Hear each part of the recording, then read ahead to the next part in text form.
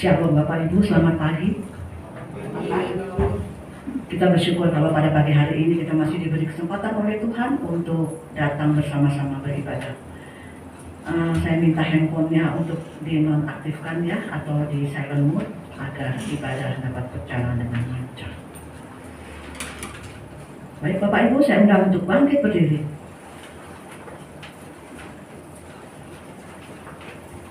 Mari kita akan menaikkan sebuah pujian.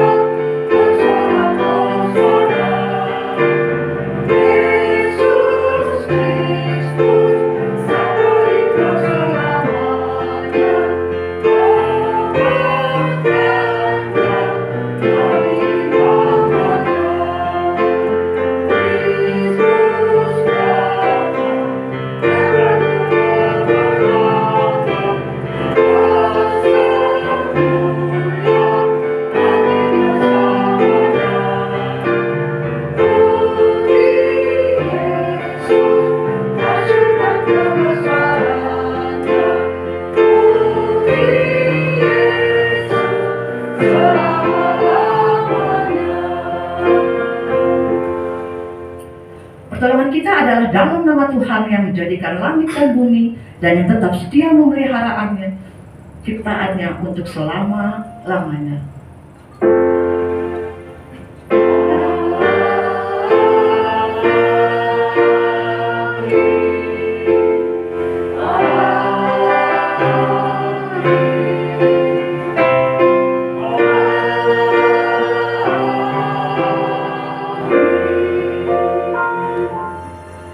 Kasih karunia dan damai sejahtera dari Allah Bapa kita dan dari Tuhan kita Yesus Kristus menyertai saudara sekalian.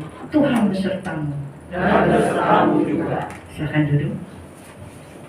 Nats kita pada pagi hari ini diambil dari 1 Raja-Raja 19 ayat 4. Tetapi ia sendiri masuk ke padang gurun sehari perjalanan jauhnya, lalu duduk di bawah sebuah pohon ara. Kemudian ia ingin mati, katanya, cukuplah itu. Sekarang Ya Tuhan, ambillah nyawaku, sebab aku ini tidak lebih baik dari nenek moyangku. Kita akan menaikkan kembali sebuah pujian.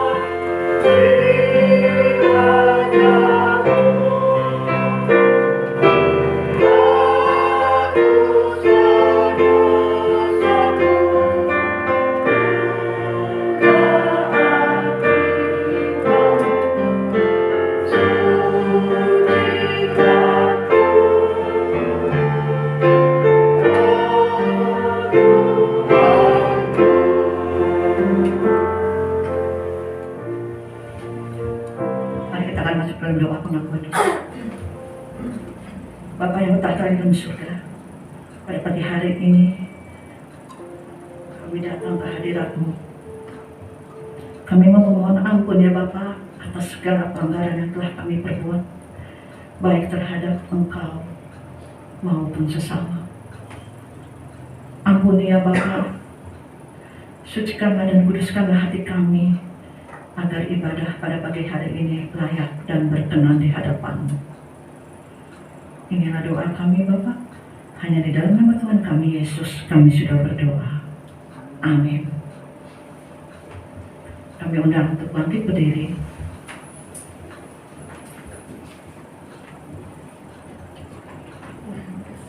Kita akan membaca berita anugerah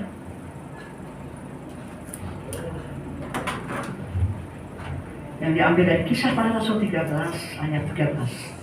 Lalu Paulus dan kawan-kawan yang meninggalkan Pafos dan berlayar ke Perga di Pamfilia, tetapi Yohanes meninggalkan mereka lalu kembali ke Yerusalem.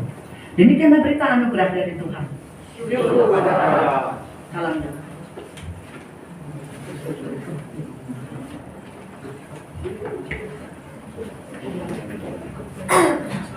Ya, kita akan menaikkan kembali satu dua pujian.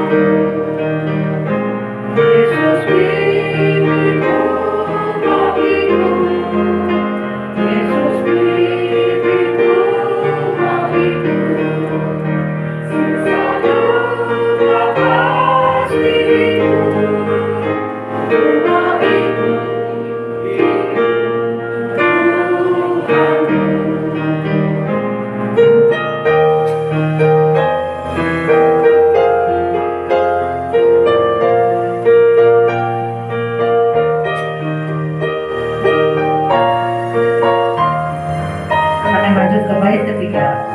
Ku menyerahkan diriku. Ku menyerahkan diriku. Ku menyerahkan diriku. Ku menyerahkan diriku. Ku mau ikut Tuhanku. Yesus pimpinku, mau ikut. Yesus pimpinku, mau ikut. Yesus pimpinku, ku mau ikut Tuhanku. Silakan duduk. Sebelum kita mendengarkan firman Tuhan, kita akan mendengarkan duet.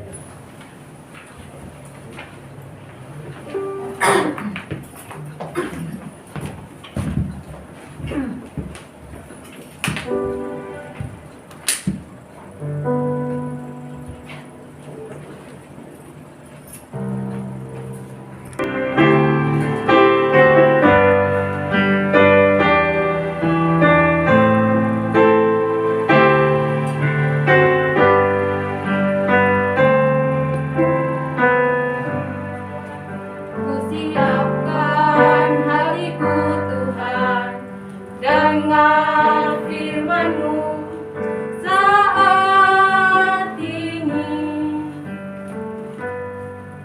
Ku sujud menyembah-Mu Tuhan, masuk hadirat-Mu saat ini. Curahkan urapan-Mu Tuhan bagi jemaat-Mu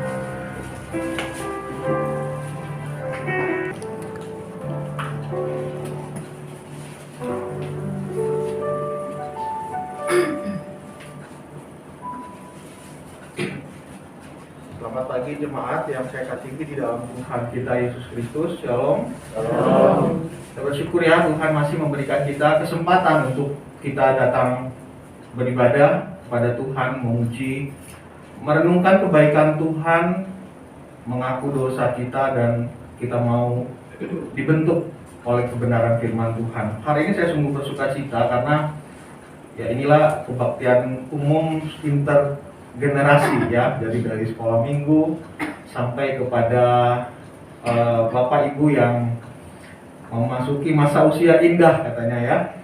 Bersama-sama kita sebagai satu keluarga Tuhan bersekutu di tempat ini. Kita percaya Tuhan hadir dan memberkati kita semua pada pagi hari ini. Amin. Mari Bapak Ibu, saya mengajak kita berdoa sebelum kita bersama-sama merenungkan firman Tuhan. Mari kita berdoa.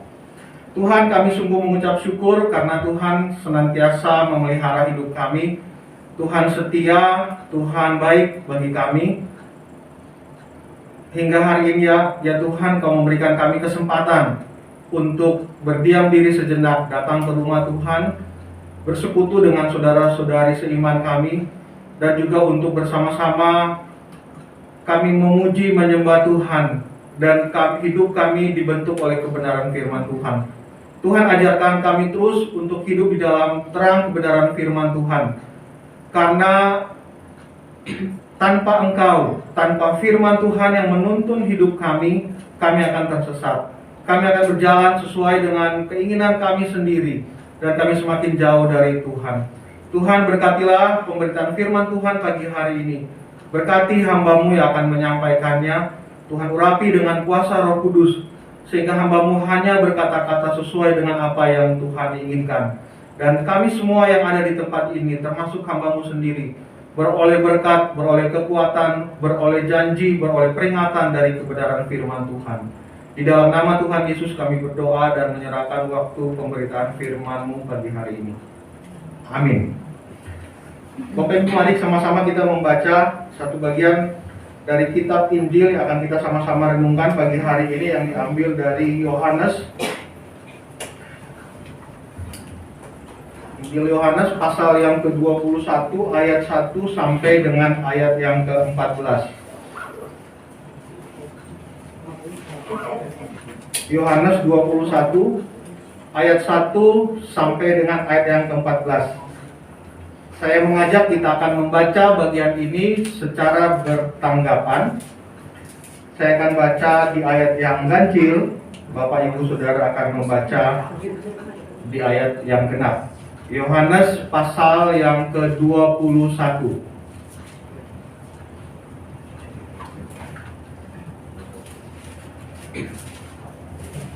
Yohanes 21 ayat 1 sampai 14.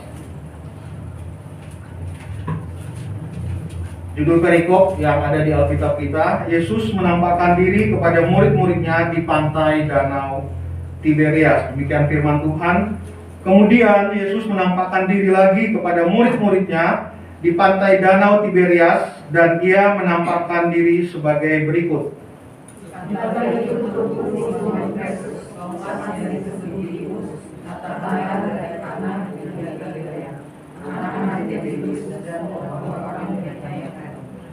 Kata Simon Petrus kepada mereka, "Aku pergi menangkap ikan." Kata mereka kepadanya, "Kami pergi juga dengan engkau." Mereka berangkat lalu naik ke perahu, tetapi malam itu mereka tidak menangkap apa-apa.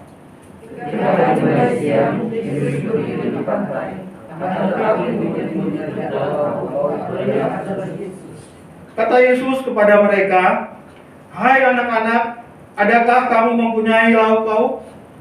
Jawab mereka, "Tidak ada." Maka Yesus kepada mereka, maka akan kamu beroleh. Kalau mereka menemukannya, mereka tidak dapat Maka murid yang dikasihi Yesus itu berkata kepada Petrus, "Itu Tuhan." Ketika Petrus mendengar bahwa itu adalah Tuhan, maka ia mengenakan pakaiannya, sebab ia tidak berpakaian, lalu terjun ke dalam danau.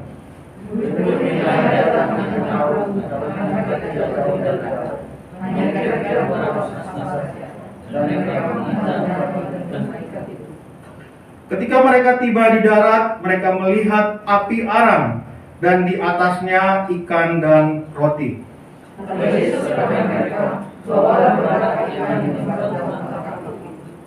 Simon Petrus naik ke perahu lalu menghela jala itu ke darat, penuh ikan-ikan besar, 153 ekor banyaknya, dan sungguh pun sebanyak itu jala itu tidak koyak. Tidak ada di antara murid itu yang menanti Tuhan kepadanya. Siapa engkau? Sebab mereka tahu bahwa dia adalah Tuhan. Yesus maju ke depan, mengambil roti dan memberikannya kepada mereka. Demikianlah juga ikan itu. Itulah mereka Yesus bersama kami kepada murid-murid. Sesuai apa kita dapat paham. Demikianlah firman Tuhan. Berbahagialah setiap orang yang mendengar dan memelihara dalam hidupnya. Haleluya.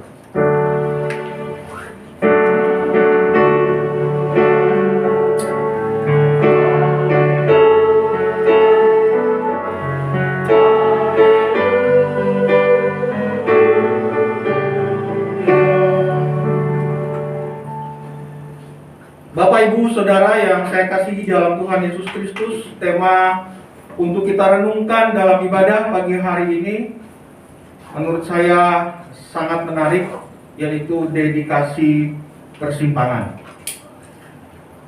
Apa maksudnya? Saya sendiri ketika menerima tema ini, jujur saya agak bingung juga ya, apa maksudnya ya dedikasi persimpangan ini?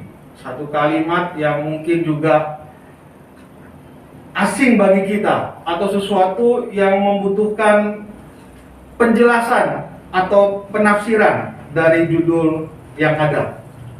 Nah, Bapak Ibu, saya mencoba menjelaskan untuk kita semua pada pagi hari ini.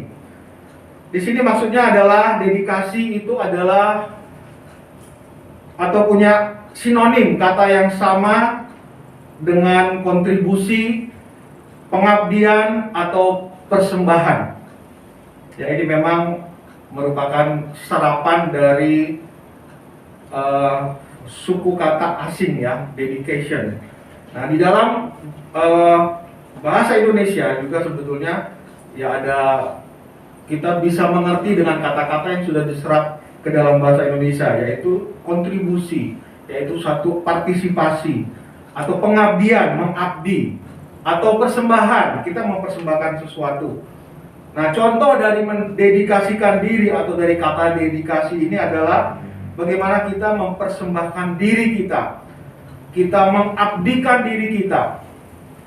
Nah, kemudian apa maksudnya kata persimpangan? Bisa bantu Mar untuk next. Ya, nah ini Bapak Ibu, dedikasi kalau dikaitkan dengan tugas seseorang sebagai tentara misalnya. Dikatakan seorang tentara itu mengabdikan diri, berdedikasi untuk negara. Nah, Bapak Ibu, lebih jauh dari itu, rupanya kata ini juga punya makna yang dalam ya. Artinya ketika seseorang sudah mendedikasikan dirinya, mengabdikan dirinya, mempersembahkan dirinya, khusus misalnya untuk bagi seorang tentara, seorang angkatan bersenjata, berarti dia itu menyerahkan seluruh hidupnya. Kalau hari ini misalnya Presiden Jokowi, kan presiden itu dalam undang-undang kita dia berhak ya, ada satu hak yang dia punya, yaitu menentukan untuk perang atau tidak perang. Misalnya dikatakan hari ini kita berperang, siapa yang berangkat Bapak Ibu? Tentunya bukan rakyat, yang berangkat itu tentara. Artinya apa kalau dia sudah diutus untuk berperang misalnya dengan satu negara, atau mungkin tidak berperang, tetapi ketika ada negara lain yang menyerang negara kita, siapa yang ada di depan? Bukan rakyat, tetapi tentara. Artinya apa? Artinya ketika mereka mendedikasikan diri, berarti dengan resiko mereka akan berperang dan mereka akan menyerahkan nyawanya. Itu namanya dedikasi. Nah, kemudian apa? Next slide, bisa bantu Mo? Apa artinya kata persimpangan? Bapak Ibu, saya kira kita mengerti. Kalau kadang kita misalnya melakukan satu perjalanan, atau biasanya kita suka hiking, kemudian di ujung jalan itu biasanya ada persimpangan. Nah, kalau tempat yang kita jalani itu adalah satu tempat yang memang sudah biasa dipakai orang untuk hiking, biasa ada penunjuk-penunjuk jalan. Tapi lain ceritanya kalau itu satu jalan yang tidak biasa dijalani oleh orang lain, dan kita diperhadapkan dengan jalan yang seperti ada dua ini. Mau pilih, mau lurus atau mau ke kanan. Jadi itu maksudnya ada persimpangan jalan. Berarti ada satu keputusan yang harus diputuskan, dan apapun keputusan itu mengandung resiko. Kalau jalan itu tidak menuju ke jalan ke tempat yang kita tuju, artinya kita bisa tersesat atau mungkin ada bahaya di depan. Nah, jadi kalau dua kata ini digabungkan, dedikasi persimpangan, artinya bisa dikatakan begini. Satu pengabdian oleh seseorang, tetapi kemudian dari pengabdian itu, ketika seseorang sudah mempersembahkan, mengabdikan hidupnya, sekarang berhadapan dengan satu persimpangan. Mana dia mau pilih? Mau tetap terus di dalam pengabdian itu, atau dia mau memilih jalan yang lain? Artinya tidak terus melanjutkan sesuai dengan dedikasi yang sudah dia tekadkan sejak awal. Jadi kalau bahasa sekarang buat anak gaul itu disebut lagi galau, Bapak Ibu. Ya. Misalnya ini untuk anak muda ya, dan anak muda di sini sudah mulai berpacaran, kemudian ternyata ada orang yang menyukai, ternyata yang menyukainya bukan cuma satu orang, ada dua. Nah, biasanya gimana? Apakah milih dua-duanya? Atau harus milih salah satu? Nah, tentunya harus milih salah satu kan, karena memang pernikahan Kristen itu monogami gitu ya, hanya boleh satu. Artinya berarti ada satu yang harus dipilih, ada yang satu yang harus ditinggalkan. Kira-kira seperti itu, Bapak Ibu Saudara, apa yang dimaksudkan dengan judul ini. Satu pengabdian, satu dedikasi, kemudian diperhadapkan dengan pilihan-pilihan yang ada di depan. Nah, apa kaitannya tema ini dengan kita seorang percaya? Kaitannya adalah Bapak Ibu, ketika kita mengikut Kristus, kadang-kadang di dalam kehidupan kita diperhadapkan mungkin dengan banyak, tapi pada umumnya hanya dua saja, yaitu kita mau tetap setia kepada Kristus atau meninggalkan Kristus. Saya kira ini dua hal yang memang dua-duanya ekstrim ya, tidak ada jalan tengah. Oh, mau setengah setia kepada Kristus, mau setengah tidak setia. Bagi kita orang percaya hanya dua pilihannya, yaitu kita mau tetap setia bersama-sama dengan Kristus, mendedikasikan, menyerahkan seluruh hidup kita kepada Kristus, atau sama sekali kita nggak mau serahkan hidup kita nggak mau percaya kepada Kristus, atau ya kepada tahap yang sangat ekstrim sekali kita meninggalkan Kristus. Bapak Ibu Saudara, ada banyak sekali alasan-alasan orang itu meninggalkan Tuhan Yesus dalam hal ini. Mungkin kekhawatiran, mungkin ketakutan, mungkin juga alasan-alasan ekonomi, atau mungkin juga alasan asmara atau kekasih. Bapak Ibu Saudara, beberapa waktu lalu saya menonton sebuah channel YouTube seorang artis yang cukup banyak sekali followernya. Dia seorang Kristen dan dia mewawancarai seorang yang tadinya anak Tuhan, katanya seperti itu. Dia orang percaya Kristus, bahkan dia seorang guru sekolah minggu. Tapi kemudian ada satu waktu dia mengatakan dia bukan mengatakan ya, dia melakukannya sendiri, langsung mengalami sendiri. Dia meninggalkan Kristus, mengikuti iman yang diimani oleh calon suaminya. Saya agak sedih ketika menonton channel itu, walaupun saya tetap terus karena rasa penasaran, ingin tahu apa sih yang orang ini maknai tentang perpindahan keyakinannya mengikuti keyakinan suaminya itu, yang pada akhirnya juga suaminya itu meninggalkan dia, maksudnya meninggal juga. Dia bahkan dengan bangga menyatakan, berceritakan, wah dia dulu guru sekolah minggu, Ya sedih juga ya, kenapa harus, itu kan bukan kebanggaannya, harusnya sedih. Ya, mungkin dia mau mengatakan saya ini orang yang dari lahir loh sudah Kristen. Sebetulnya dalam hati saya, apa sih bangganya orang yang lahir dari Kristen? Ya, satu sisi memang kita bersyukur Bapak Ibu ya. Anugerah Tuhan itu datang kepada kita ketika kita masih muda. Bersyukurlah anak-anak di sini ya. Namanya anak-anaknya Pak Kyong ya, dan Ibu Margaret sejak kecil sudah ada di dalam Tuhan. Bersyukurlah kalian. Kalian sudah ada di tempat yang benar. Sudah mengenal Tuhan sejak kecil. Tetapi itu tidak cukup. Iman kita harus terus bertumbuh di dalam Tuhan. Ya, makanya kita ada kelas-kelas sekolah minggu, ada remaja, kemudian ada pemuda, kemudian dewasa dan umum seperti ini. Supaya apa? Supaya benar-benar suatu saat kita betul-betul tahu dengan benar apa yang saya yakini. Tidak seperti kata orang yang diwawancarai oleh si YouTuber tadi. Sebetulnya orang itu juga adalah artis, mungkin Bapak Ibu kenal. Apa bangganya mengenal Tuhan sejak kecil tapi pada ujungnya dia tidak setia dan meninggalkan Tuhan. Bapak Ibu Saudara, ada alasan yang lain mungkin. Ada alasan orang ingin mendapatkan jabatan, sehingga harus meninggalkan kesetiaannya kepada Tuhan Yesus dan memilih untuk meyakini sesuatu yang lain. Bapak Ibu Saudara, tadi kita sudah membaca teks dari Yohanes, ditulis oleh Rasul Yohanes dari Yohanes 21 ayat 1 sampai ayat yang ke-14. Bapak Ibu, di situ diceritakan bagaimana Tuhan Yesus kembali menampakkan diri kepada murid-muridnya. Nah, kali ini tempatnya adalah di Danau Tiberias, atau sebetulnya sama dengan tempat atau yang sering disebut juga Danau Galilea, di mana sebagaimana biasanya para murid-murid itu mereka menjalankan tugas mereka, menjalankan profesi mereka sebagai seorang nelayan.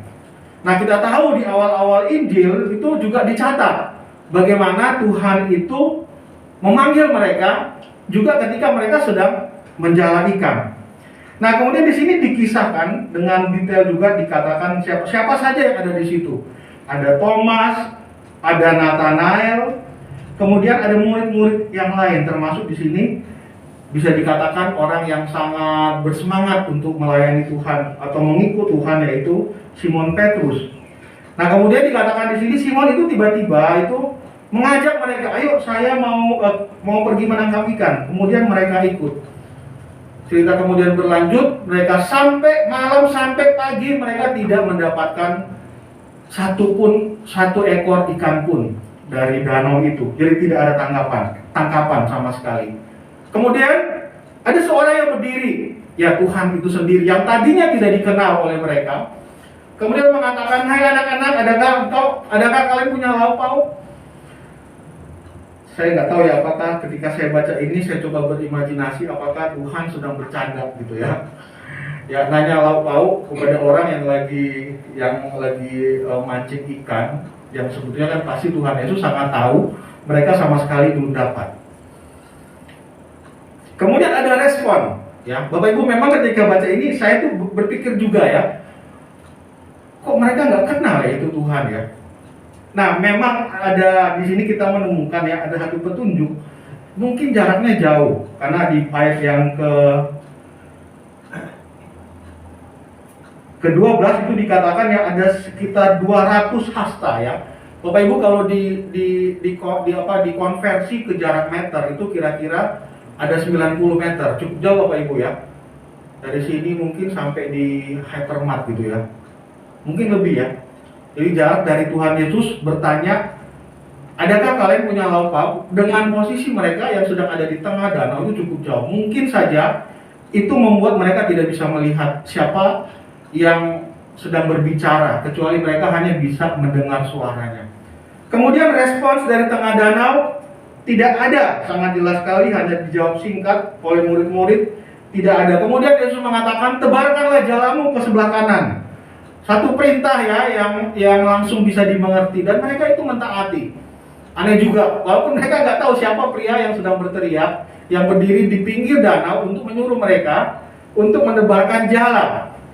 Tapi mungkin di tengah-tengah keputusasaan mereka memang gak dapat apa-apa, gak ada salahnya toh untuk mengikuti perintah laki-laki yang sedang berdiri di pinggir danau itu.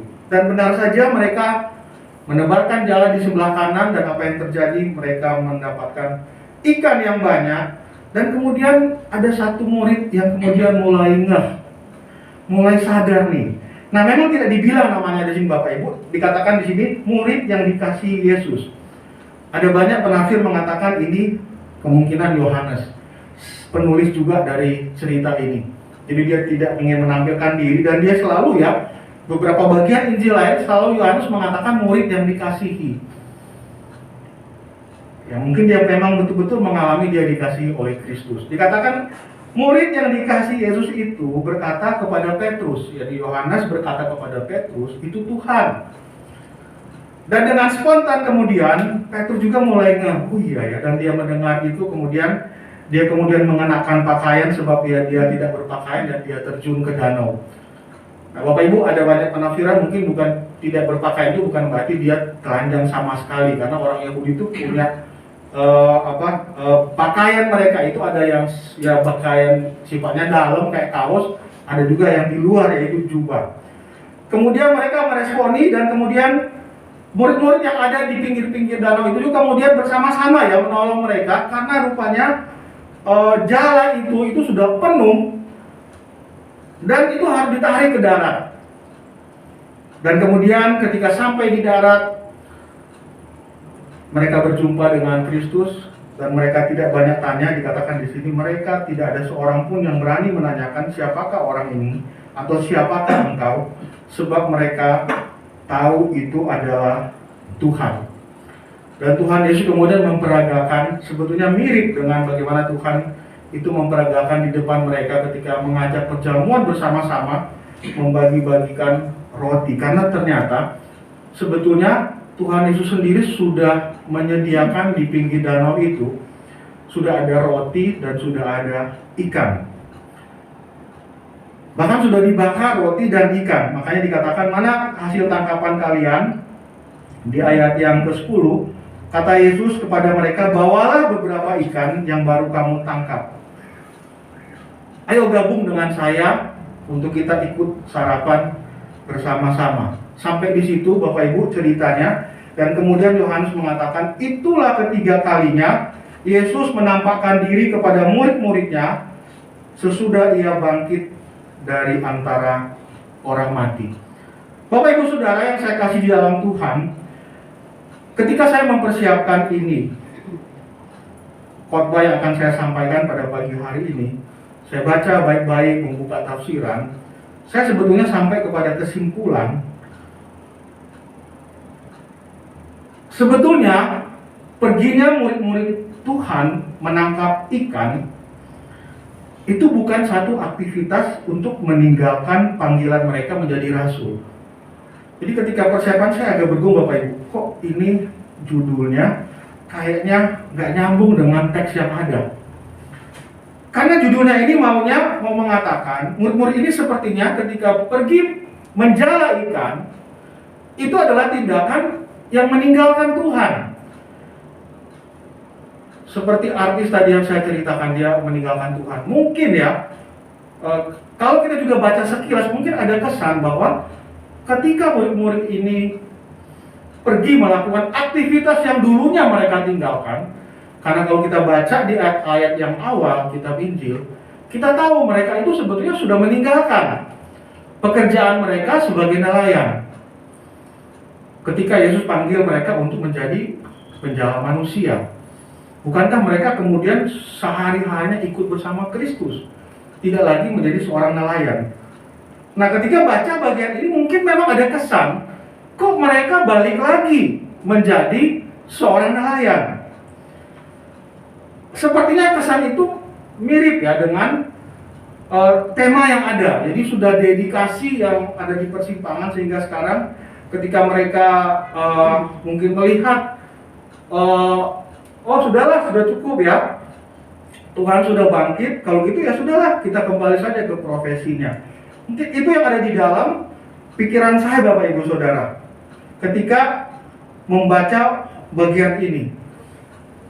Kemudian ketika saya menyelidiki Bapak Ibu sekalian, saya menemukan satu kebenaran bahwa memang aktivitas ini yang dilakukan oleh para murid itu bukan untuk meninggalkan Tuhan atau kembali kepada aktivitas mereka sebagaimana mereka sebelum dipanggil oleh Tuhan.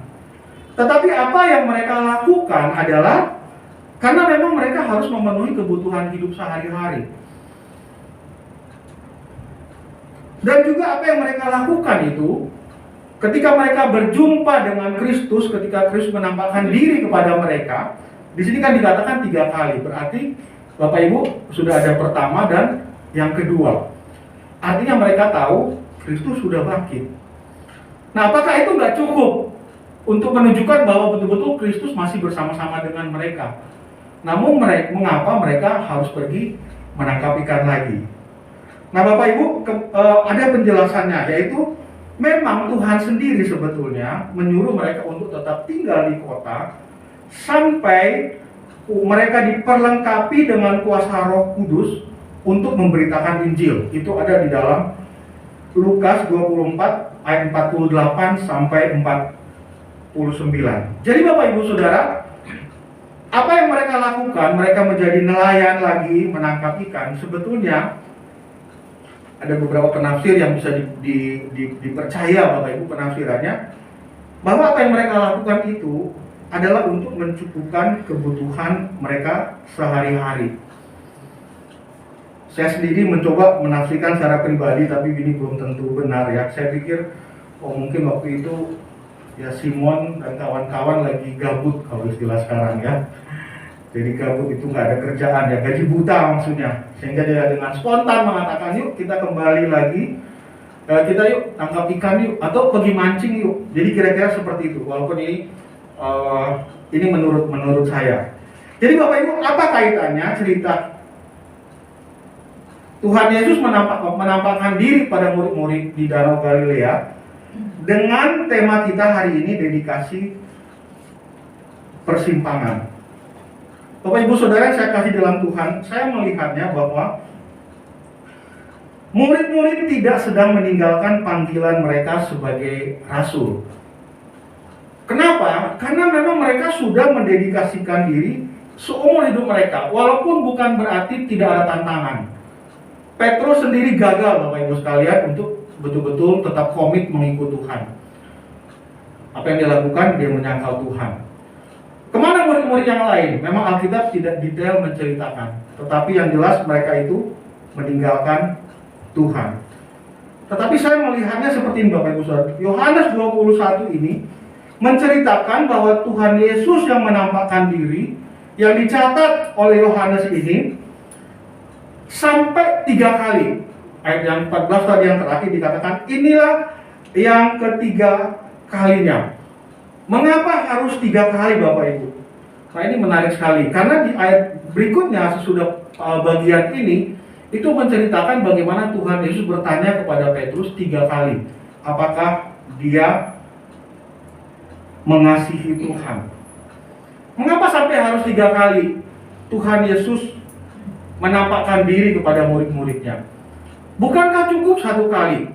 Bahkan di dalam penampakan yang kedua bersama-sama dengan Thomas. Jadi yang pertama itu kan tidak ada Thomas, yang kedua itu ada Thomas. Thomas mengapa yang pertama dia dikatakan Tuhan sudah bangkit? Enggak, saya nggak percaya. Sebelum saya lihat ada bagian luka penyalipan, saya pegang sendiri. Dan Tuhan sendiri betul-betul menampakkan diri kan. Silakan Thomas, kau pegang ya, di tangan yang ada bekas paku, di lambung yang ada bekas tombak. Itu yang kedua. Dan yang ketiga di dalam penampakan Tuhan Yesus yang ketiga di tepi danau Tiberias ini. Jadi apa Bapak Ibu Saudara motif dari Yohanes mencatat, jika saya kaitkan dengan tema kita hari ini, yaitu dedikasi persimpangan. Bapak Ibu Saudara saya kasih dalam Tuhan, tujuan Tuhan Yesus berulang-ulang menampakkan dirinya kepada murid-muridnya supaya murid-muridnya semakin mengenal Dia. Yesus sendiri yang ingin dikenal oleh mereka, walaupun bukan berarti mereka tidak mengenal Yesus. Tetapi penampakan berulang-ulang itu supaya meyakinkan mereka bahwa inilah saya, Tuhan yang bangkit. Apa yang saya katakan itu adalah benar. Saya buktikan sendiri. Dimana kalau kita membaca di dalam kitab di dalam tulisan-tulisan Injil, Bapak Ibu, sebetulnya kan murid-murid bahkan sampai Maria Magdalena sudah bilang, ya, bahkan saya sudah melihat Tuhan bangkit. Oh, masa sih mereka harus pergi mengecek? Bukankah sebelumnya Tuhan sudah bilang bahwa memang saya akan bangkit pada hari yang ketiga? Jadi tujuan Tuhan Yesus menampakkan diri kepada mereka apa? Supaya mereka bisa mengenal Tuhan Yesus dengan lebih baik lagi. Jadi penyebab utama, Bapak Ibu sekalian, orang itu ada di dalam persimpangan. Dedikasinya kemudian berubah ke arah yang lain. Sebetulnya Bapak Ibu, kalau kita belajar dari kisah ini, penyebabnya hanya satu, yaitu apa? Orang itu tidak mengenal Tuhan dengan baik. Inilah perlunya mengapa Tuhan Yesus menampakkan diri kepada mereka sampai 3 kali. Bapak Ibu Saudara, ini murid loh. Ini murid Tuhan yang bersama-sama dengan Kristus. Keseharian mereka bersama-sama dengan Kristus. Sampai 3 kali untuk menegaskan bahwa benar-benar saya bangkit. Dan saya melihat apa sih arti pentingnya berkaitan dengan kepengikutan mereka kepada Kristus.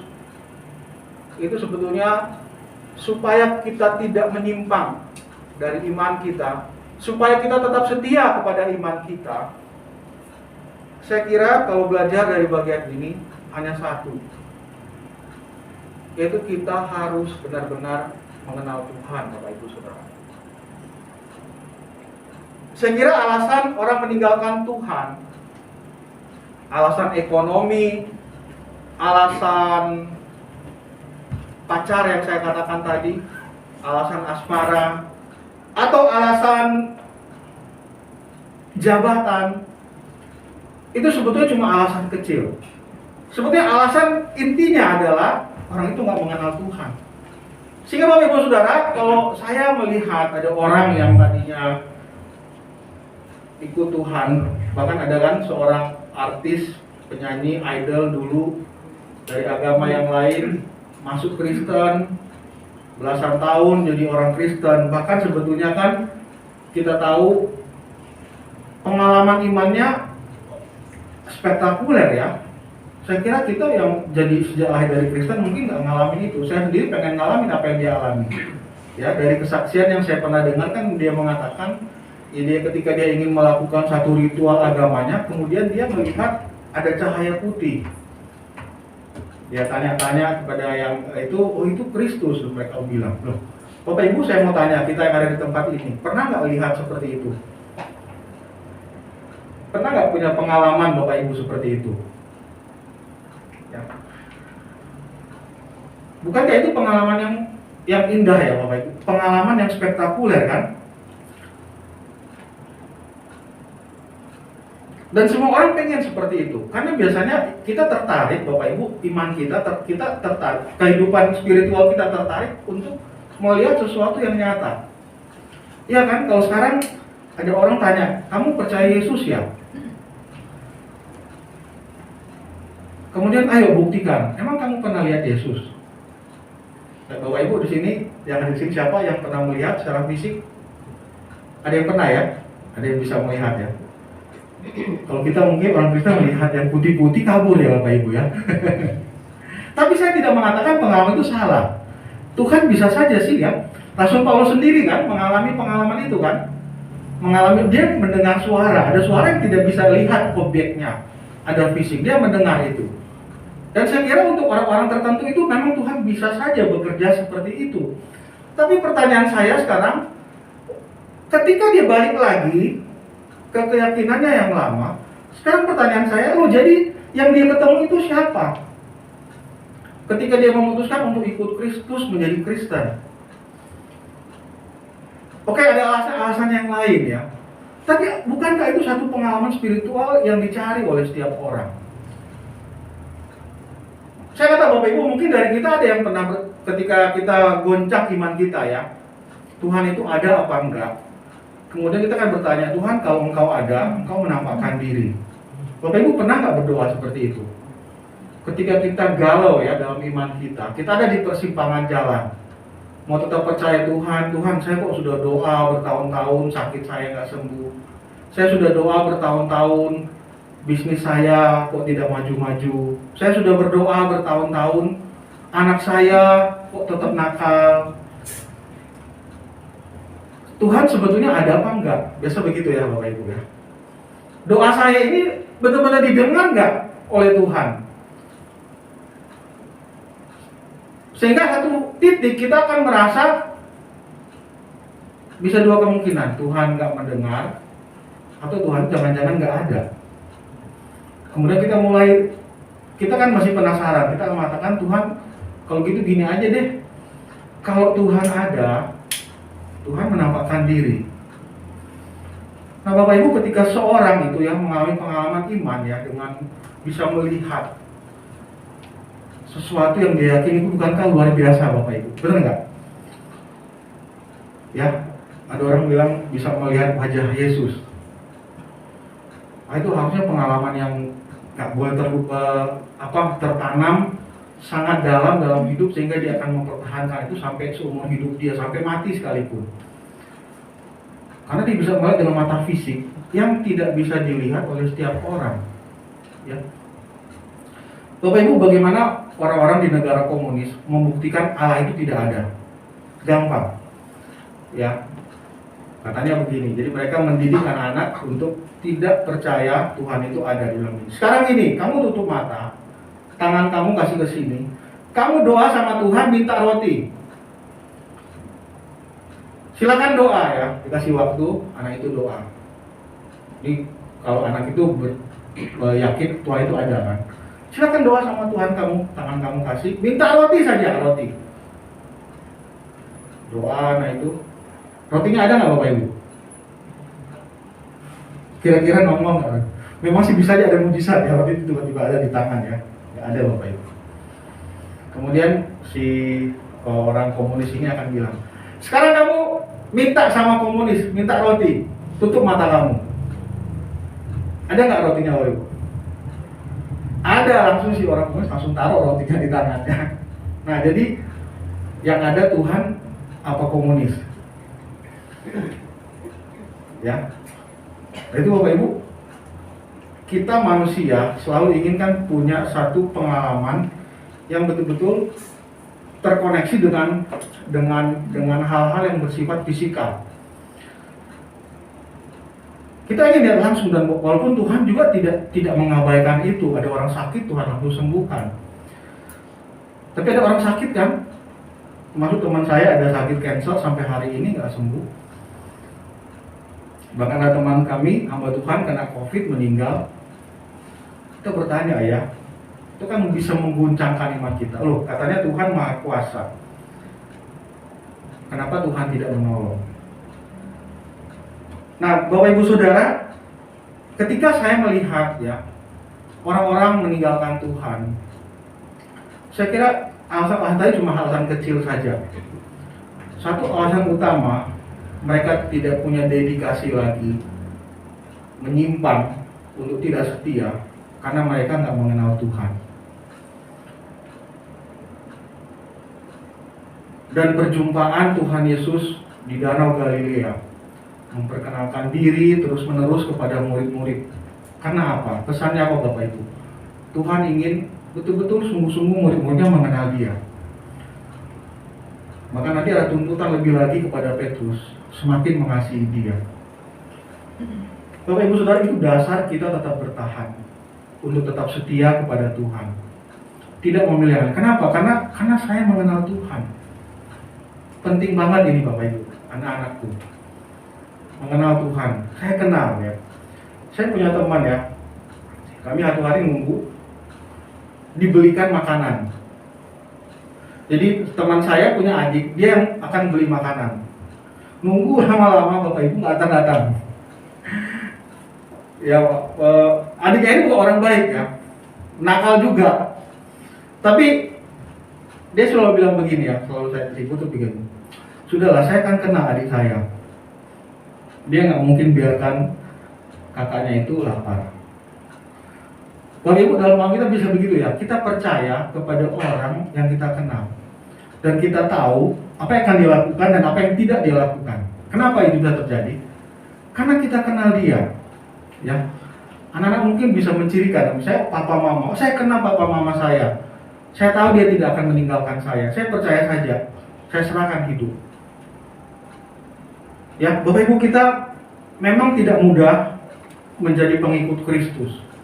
Bukankah ada namanya salib yang harus kita pikul? Ya, bukankah adanya penderitaan yang ada di depan kita? Dan memang banyak sekali orang-orang meninggalkan Tuhan dengan alasan-alasan ini. Tetapi kalau kita sungguh-sungguh bisa mengenal Tuhan dengan baik, Dia Allah yang baik, Dia Allah yang memelihara, Dia Allah yang mencukupkan, dan Dia tahu apa yang menjadi kebutuhan kita masing-masing. Itu tidak akan membuat kita meninggalkan iman kita. Kita tetap terus berdedikasi, mempersembahkan seluruh hidup kita. Percayakan seluruh hidup kita kepada Tuhan. Kenapa? Karena kita sungguh-sungguh bisa mengenal Tuhan dengan baik. Mari kita berdoa. Tuhan, terima kasih pagi hari ini kami diajarkan bahwa Engkau sendiri terus-menerus menampakkan diri kepada murid-murid supaya mereka semakin mengenal Engkau ya Tuhan. Ketika berhadapan dengan setiap tantangan yang ada, mereka tahu kepada siapa mereka harus berserah dan meminta. Tolong kami ya Tuhan, semakin terus mengenal Engkau sehingga iman kami terus dedikasikan kepada Tuhan. Kami arahkan kepada Tuhan karena kami sungguh mengenal Engkau. Engkau tidak akan meninggalkan kami. Terima kasih Tuhan. Kami berdoa, bersyukur untuk kebenaran firman-Mu. Dalam nama Tuhan Yesus kami berdoa. Amin. Kita masuk dalam saat ini.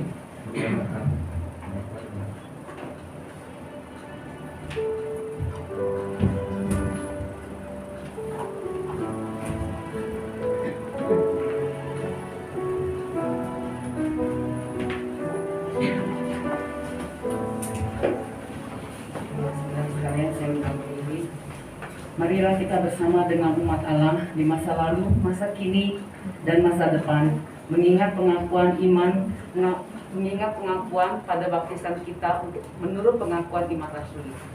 Aku percaya kepada Allah, Bapa yang Maha Kuasa, Khalik langit dan bumi, dan kepada Yesus Kristus, Anak yang tunggal Tuhan kita, yang dikandung daripada Roh Kudus, lahir dari anak darah Maria, yang menderita sengsara di bawah pemerintahan Pontius Pilatus, disalibkan, mati dan dikuburkan, turun ke dalam kerajaan maut, pada hari yang ketiga bangkit keluar dari antara orang mati, naik ke surga, duduk di sebelah kanan Allah, Bapa yang Maha Kuasa, dan dari sana Ia akan datang untuk menghakimi orang yang hidup dan yang mati.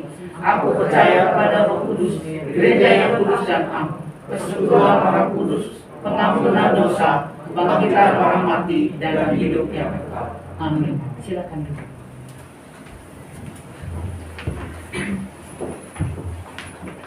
Mari sama-sama kita akan masuk di dalam doa syafaat. Beberapa pokok doa yang akan kita naikkan kepada Tuhan. Mari kita berdoa.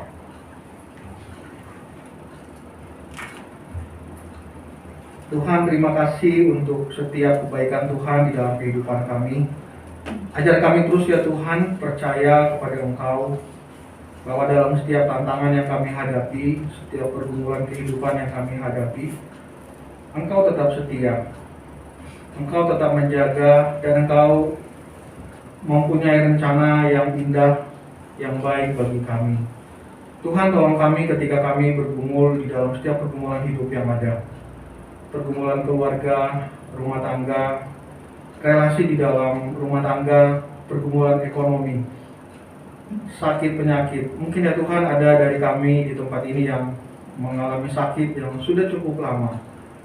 Tuhan, kami percaya kasih dan setia Engkau akan terus menyertai kami, akan menopang kami ya Tuhan, sehingga di tengah-tengah sakit yang kami alami, penderitaan yang kami alami, kami tetap memandang kepada Kristus.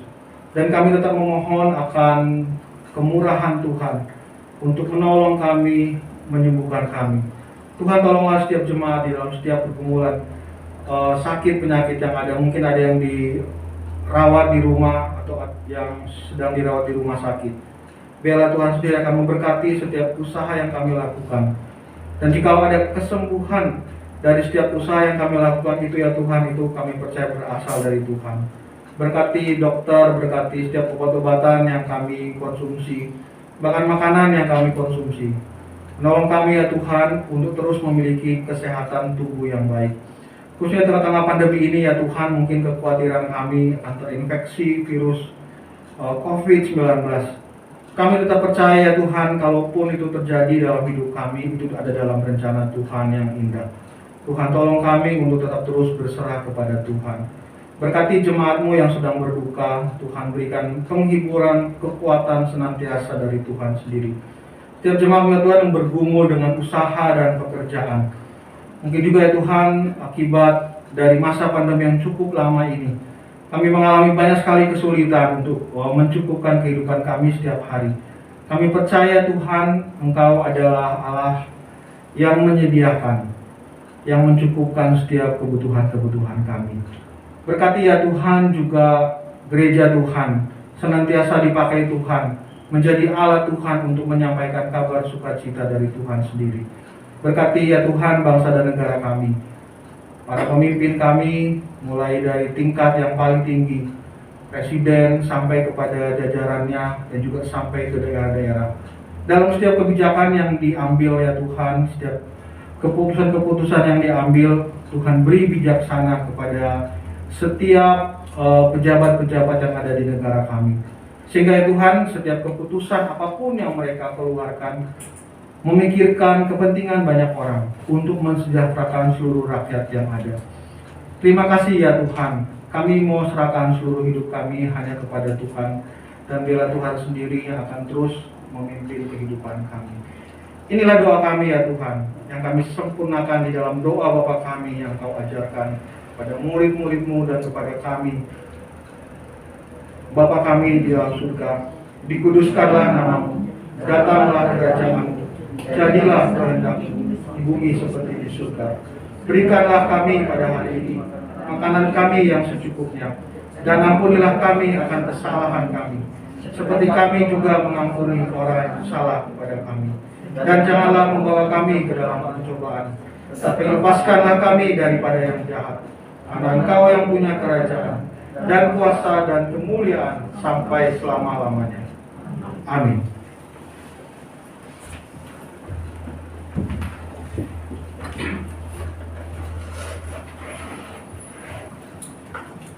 Ya, mengucapkan terima kasih kepada penginjil yang telah menyampaikan firman Tuhan Yesus memberkati. Kita akan masuk dalam persembahan yang diambil dari Mazmur 145 ayat 13. Kerajaan-Mu ialah kerajaan segala abad, dan pemerintahan-Mu tetap melalui segala keturunan.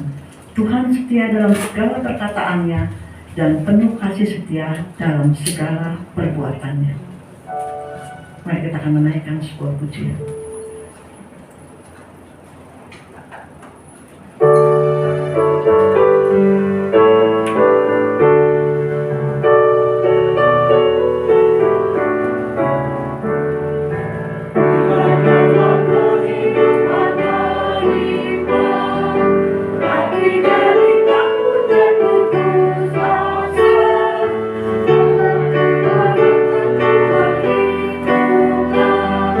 Mas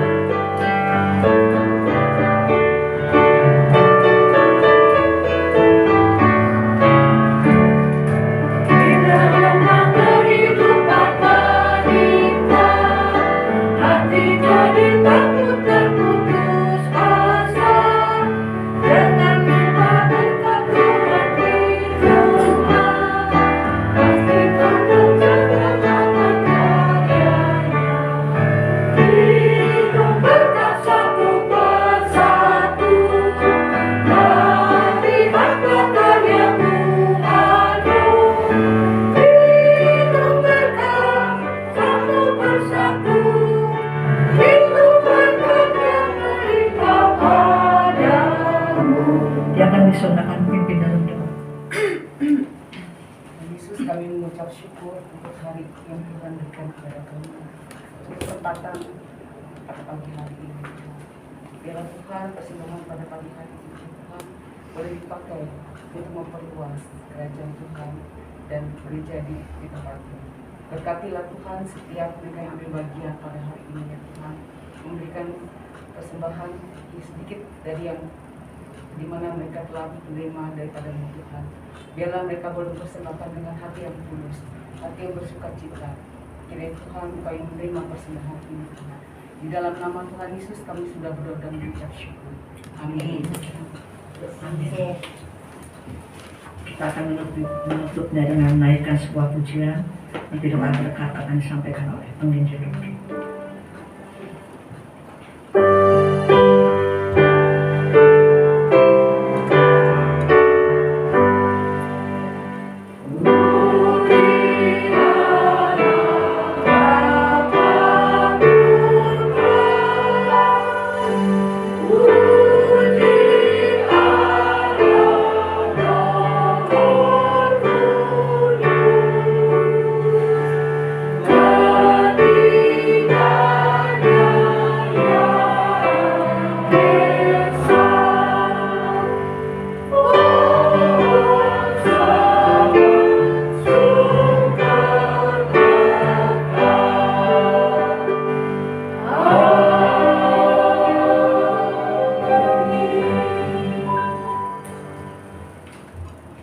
Jemaat, arahkanlah hatimu kepada Tuhan.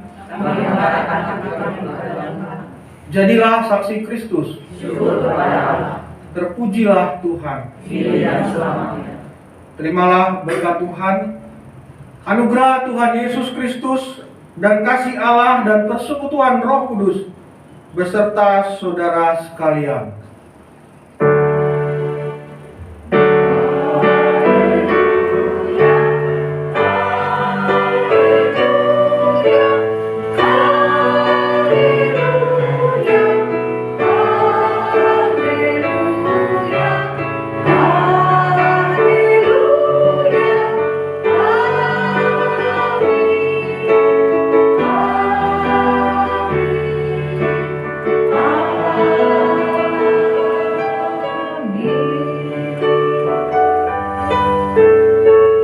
Ibadah sudah selesai. Tuhan memberkati kita semua. Selamat hari Minggu.